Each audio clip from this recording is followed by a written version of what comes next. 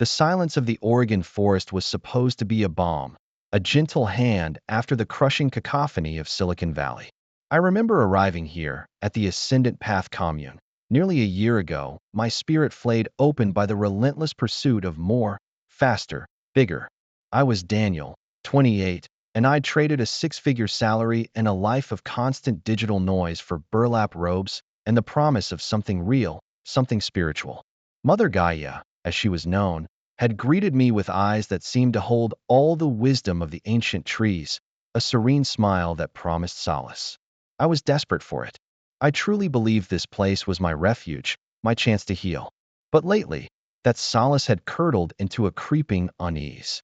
The pristine air felt heavy, the communal meals tasted bland, and Mother Gaia's hypnotic sermons, once a source of comfort, now echoed with a strange hollowness. My own hollowness. It was a faint whisper at first, a discordant note in the otherwise perfect symphony of peace and oneness. I tried to silence it, to attribute it to my own lingering cynicism, my own inability to fully surrender to the path. That was a common refrain here.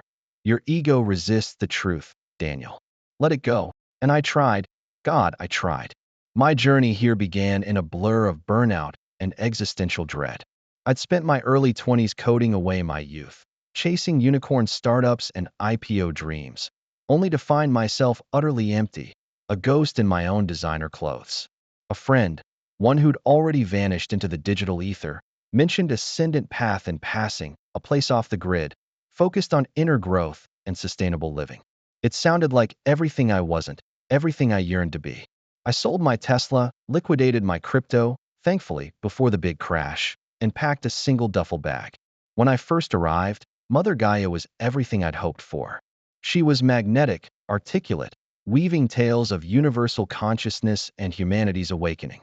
Her presence filled every room, every silent meditation, every sunrise ritual. She spoke directly to my wounds, to the loneliness I felt despite being surrounded by millions in the Bay Area. She told me I was special, that my sensitivity was a gift, not a weakness. She saw me, or so I believed. Life at the commune was simple, structured. Days were spent in meditation, communal farming, preparing organic meals, and attending teachings. My tech background, once my pride, was now a source of mild shame, a symbol of the world I'd fled. I rarely spoke of it. My new identity was that of a seeker, a humble participant in the collective dream. Everyone was encouraged to share their past struggles, their vulnerabilities, laying bare their souls to be cleansed by Mother Gaia's wisdom. And we did. I spoke of my crushing anxiety, the panic attacks that had driven me from my corporate life. She listened, her gaze unwavering, and offered soothing words that felt like a mother's embrace. Looking back, the red flags were subtle, almost imperceptible against the backdrop of such overwhelming spiritual love. The way Mother Gaia discouraged contact with outside family and friends, framing it as cutting energetic cords that bound us to old patterns. The gradual shift from general communal sharing to a more specific focus on our personal finances, especially assets. It was always couched in language of shedding material attachments, contributing to the collective good. A large portion of new members' assets were donated to the commune upon joining, often cited as a demonstration of commitment to the path. I'd brought very little, having already divested most of my wealth to escape my previous life, but I was pressured to sell off a few remaining stock options to truly cleanse myself. I did, of course. I wanted to belong. I wanted to be whole. The first real crack in the facade appeared months in, after I'd settled into the routine, after the initial euphoria had faded, replaced by a dull, persistent exhaustion. The commune had a tech team, a small group of younger members who managed the commune's website, the solar panels, the water filtration system. Simple stuff. I mostly avoided them, preferring to work in the organic gardens, feeling the soil beneath my hands, a tangible connection to the earth I'd missed. One evening, a storm rolled in, fierce and unexpected. A tree fell, taking out a section of fence near the far edge of our property, close to the old, disused barn. The tech team was busy with the main power grid, so Mother Gaia called for volunteers to help clear the debris and repair the fence line before dark. My experience with the chainsaw was limited, but I knew my way around a toolbox, so I volunteered. As we worked, the light began to fade. I noticed a section of the barn wall that seemed off. It wasn't the weathered wood of the rest of the structure. It was a newer, composite material, cleverly painted to blend in. Curiosity, that old habit from my past life, pricked at me. "Hey, what's behind this part of the barn?" I asked one of the others, a quiet woman named Alara, who mostly kept to herself. She glanced at it, then quickly away. "Oh, that's just storage. For old equipment. Mother Gaia likes to keep the main areas clear for spiritual work." Her voice was dismissive, almost hurried. I shrugged it off, but the thought lingered. Why such a sturdy, new-looking panel for old equipment? A few days later, the unease intensified. One of the communal water pumps broke down. It was a tricky fix, requiring some knowledge of pressure systems and basic wiring. The tech team, usually eager, seemed hesitant, struggling with the issue. I watched them, my engineer's brain already troubleshooting. Mother Gaia, observing their floundering, turned to me. "Daniel," she said, her voice soft but with an undeniable command. "Your gifts are needed. You have a clarity of mind, a practical insight that eludes some.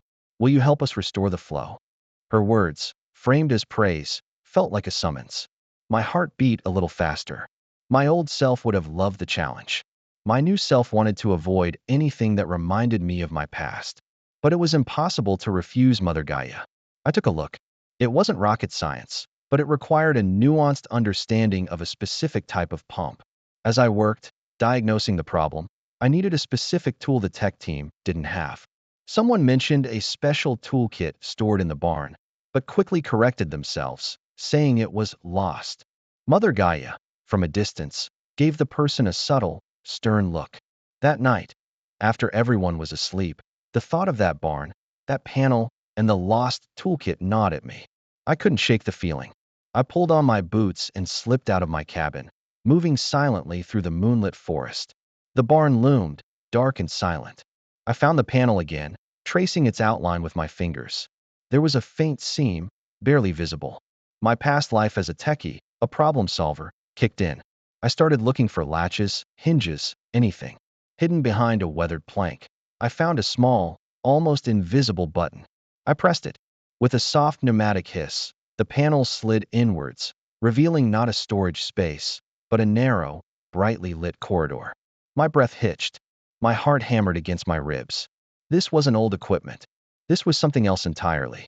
The corridor led to a heavy, insulated door, clearly designed for soundproofing. A keypad glowed faintly beside it. My mind raced. Why would a rustic commune, dedicated to simple living, have a hidden, high-tech door? I stood there for a long moment, the cool night air doing little to calm my racing thoughts. Every fiber of my being screamed that I should walk away, forget what I'd seen. But the hollowness inside me, the unease that had been growing, demanded answers. I tried a few common passcodes, numbers, dates, nothing. Then, a wild guess. Mother Gaia's birthday, which everyone knew, followed by the year she founded the commune. A soft beep, and the door clicked open.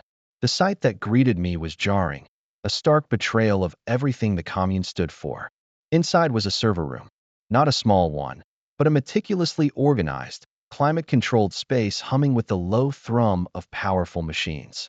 Racks of servers blinked with indicator lights. Cables snaked across the floor, and a large monitor displayed lines of code and network activity. It was like stepping back into my old life. Only here, it felt utterly wrong, profoundly disturbing. My stomach twisted. I moved deeper into the room, my fingers brushing against the cool metal of the server racks. On a desk, a laptop sat open. The screen glowed with what looked like a custom-built interface. I hesitated, then curiosity won out. I gently touched the trackpad. The screen sprang to life, displaying a complex dashboard. My eyes, trained for years to parse data, immediately recognized what I was looking at. Financial ledgers. Encrypted, but with enough clear text fields to understand the categories. Large sums of money. Bank accounts in offshore locations. Names I recognized as inner circle members of the commune, but with different surnames, different birth dates. And then, a section labeled Asset Divestment Tracking. My blood ran cold. My own small stock options transaction was listed there, along with hundreds of others, detailing every last penny. This wasn't spiritual enlightenment. This was a sophisticated operation. I spent hours in that room, driven by a terrible fascination. The deeper I delved, the more sickening the truth became. The Ascendant Path wasn't a commune, it was a front. Mother Gaia wasn't a spiritual leader. She was a con artist, meticulously orchestrating a global pyramid scheme. The teachings were psychological grooming, designed to break down individual will, create dependency, and ultimately, convince followers to divest their assets. The healing was a calculate, de-erosion of identity, leaving people vulnerable, pliable. The constant surveillance, the subtle pressure to conform, the isolation from the outside world, it all clicked into place. A monstrous machine designed to harvest lives. I found encrypted communications, emails between Mother Gaia and her lieutenants, the inner circle who always seemed so devoted. They discussed recruitment strategies, asset targets, mindset adjustments for resistant members. They referred to us, the followers, as sheep, marks, assets. One email detailed how to handle Daniel, a particularly analytical one, but with a deep-seated need for belonging. It twisted my gut, turning it inside out. She hadn't seen me. She'd seen a target, a data point, a weakness to exploit. Every kind word, every compassionate gaze, every spiritual insight, all of it had been a lie, a carefully constructed illusion to lull me into compliance. I felt a profound, crushing sense of betrayal, not just for myself, but for every lost soul in this place, for every person who had sought healing and found only exploitation. My hands trembled as I carefully closed the laptop, replacing everything exactly as I'd found it. The pneumatic hiss of the panel closing sounded like a tomb sealing shut. The next few days were a blur of internal torment. My body felt heavy, sluggish, yet my mind raced a million miles an hour. Every interaction with Mother Gaia, every serene smile, every gentle instruction, now felt like a fresh wound. I saw the calculated coldness behind her eyes, the puppeteer pulling the strings. I watched the other members, their faces filled with naive devotion, and a wave of nausea would wash over me. How could I have been so blind? So desperately, stupidly trusting? I tried to keep my composure, to act normally, but I could feel the change in myself. My eyes were different, I knew it. Sharper, colder, filled with a nascent fury. Mother Gaia, ever perceptive, seemed to sense it. She started watching me more closely during communal meals. Her usual benevolent gaze would linger on me for a fraction of a second too long, a subtle flicker of suspicion in her otherwise placid expression. One afternoon, during a spiritual counseling session, she called me to her private yurt. The air inside was thick with incense, and soft chimes played in the background. She sat on cushions, a picture of tranquil wisdom. "Daniel," she began, her voice a low murmur that seemed to caress the air. "I sense a disturbance within you. A conflict." My hands clenched under the loose fabric of my robes. I kept my gaze fixed on a distant point, refusing to meet her eyes. "The path is challenging," she continued, "especially for those who carry heavy burdens from their past. The mind, the ego, seeks to reassert its dominance, to pull you back into old patterns of doubt and fear." I felt her gaze on me, probing, searching. My heart pounded. I tried to regulate my breathing, to appear calm. "You've been inquisitive lately, haven't you, my son?" she asked, her tone subtly shifting, a silken thread of steel woven into the softness. "Exploring areas that are not meant for you." A cold dread washed over me. Had she seen me? Did she know? "There are sacred boundaries, Daniel," she went on, her voice losing a touch of its warmth. "Placed there for the protection of all. To trespass is to invite disharmony, to disrupt the collective energy." My throat was dry. I don't know what you mean, Mother Gaia." I managed, my voice raspy. She smiled, a slow, knowing smile that didn't reach her eyes. "Oh, I think you do, Daniel. Your mind, so brilliant in its own way, often struggles with true surrender. You analyze, you dissect, you seek control. It is a vestige of your old life, my dear. One we must help you release, for your own good." She stood, gliding towards me with an unnerving grace. Her hand reached out, gently cupping my cheek. Her touch, once comforting, now felt like ice. "You are at a crossroads, Daniel. You can choose to release this resistance, this need to question, and truly embrace the path. Or you can allow your ego to lead you astray, away from the light, back into the darkness you so desperately sought to escape. Her eyes, usually so warm, were now cold, piercing. Remember, Daniel, what you seek is within you, not in hidden places or forbidden knowledge. Doubt is a poison. It comes from your fear, your inability to trust the purity of this place. Her words were a masterful performance of gaslighting.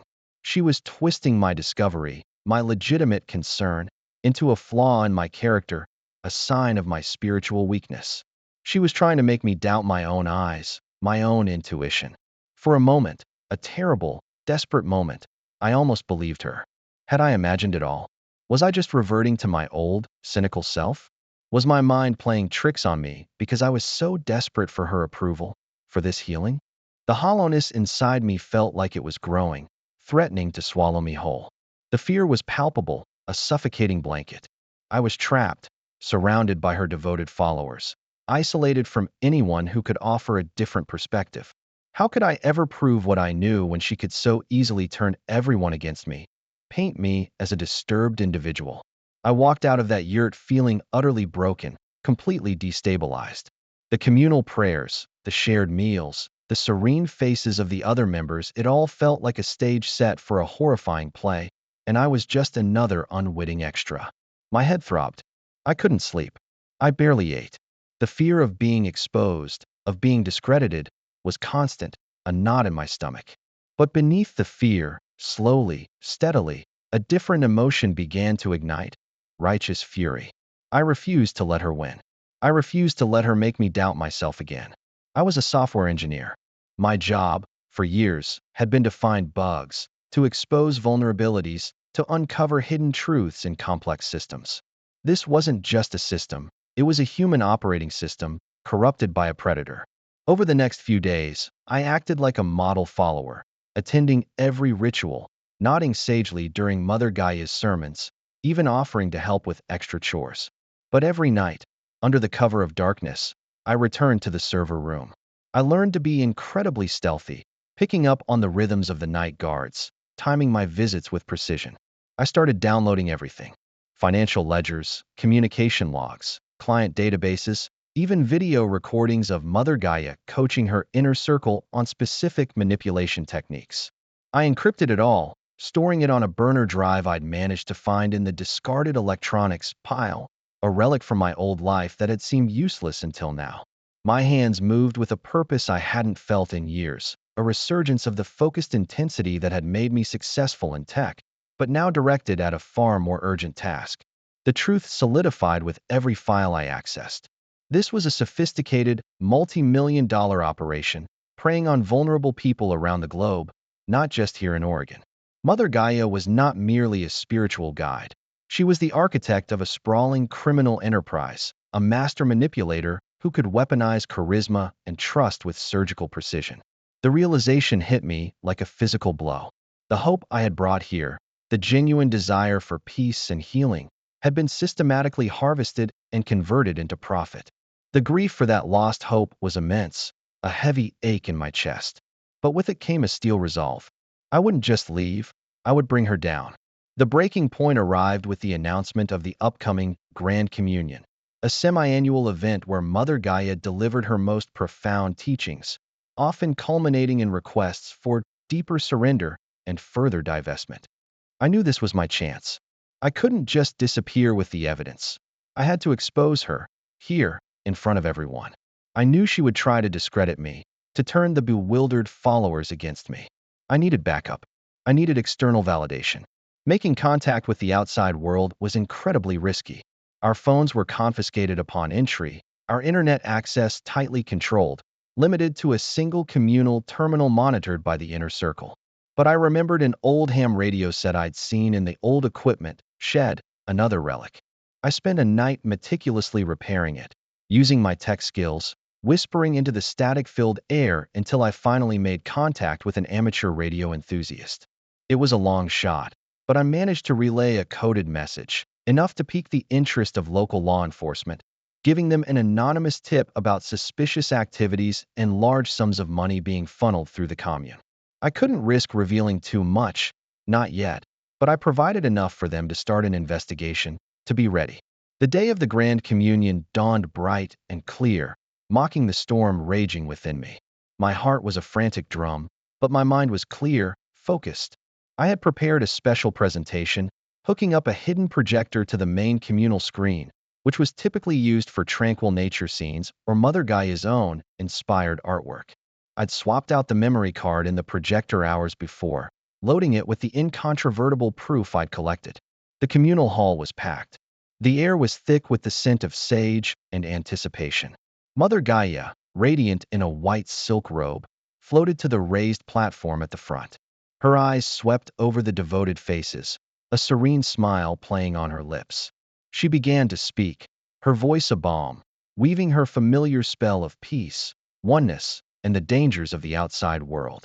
I sat among the others, my face carefully neutral, my body trembling with a mixture of fear and adrenaline. Today, she purred, her voice resonating through the room, we speak of true liberation, of shedding the final vestiges of attachment, the chains that bind us to the illusion of scarcity. To fully embrace the Ascendant Path, we must offer our final gifts, our material burdens, to the collective. This was it, my moment. As she paused, her hand extended in an inviting gesture, I stood up. A ripple went through the crowd. All eyes turned to me. Mother Gaia's smile faltered, just for a moment, a barely perceptible tightening around her eyes. Daniel, she said, her voice still smooth, but with a new edge, is there something you wish to share with the collective? My voice, when it came out, was surprisingly steady, though my knees felt like jelly. Yes, Mother Gaia. I have a sharing. A truth I believe the collective needs to see. Before she could respond, I pressed the remote I'd concealed in my sleeve. The tranquil nature scene on the large screen behind her flickered, then vanished. In its place, projected for all to see, flashed the first image, a screenshot of the encrypted financial ledgers, highlighting the offshore accounts and the massive sums of money. My voice grew stronger. This is not spiritual sustenance. This is a scam, a pyramid scheme. Chaos erupted. Gasps, confused murmurs, shocked whispers. Mother Gaia's serene mask cracked, replaced by a flash of pure, venomous fury, a raw, terrifying ugliness I had only glimpsed in the server room. Her eyes burned into mine. Blasphemy, she shrieked, her voice suddenly harsh and guttural, utterly devoid of its usual melodic quality. This is the work of darkness. Daniel is afflicted. He brings the lies of the outside world, the ego's poison, to contaminate our sacred space. She whirled towards the stunned crowd, her arms outstretched. He is lost. He seeks to destabilize you, to pull you back into fear. Do not listen to him. But I was ready. I kept clicking the remote. The screen changed, displaying emails detailing the psychological grooming, referring to us as sheep and marks. Then, a mugshot of Mother Gaia herself, a younger woman with a different name, a known con artist with a rap sheet from another state. The true identities of her inner circle flashed across the screen, revealing their criminal histories, their roles in her previous scams. The illusion was shattering, piece by painful piece. She is not Mother Gaia, I shouted, my voice cutting through the rising din. Her real name is Eleanor Vance, and she has been systematically defrauding every single one of you. The followers were stunned, a sea of bewildered, horrified faces. Some stood, some pointed, others just stared blankly, their faith visibly crumbling around them. A few of the inner circle members started to move towards me, their faces contorted with rage. And before anyone tries to stop me, I added, holding up my hand, you should know I've already contacted the authorities. They are aware of everything, and they are on their way. As if on cue, a faint, distant wail began to penetrate the thick walls of the communal hall. Sirens, getting louder. The sound was an alien intrusion, shattering the commune's illusion of idyllic isolation. Mother Gaia's face twisted into a snarl of pure hatred. Her eyes, filled with an ancient, primal rage, locked onto mine. You will burn for this, Daniel, she hissed, her voice barely audible over the approaching sirens and the rising panic in the hall. The doors burst open. Uniformed officers streamed in, their presence a stark, undeniable reality in a world built on artifice.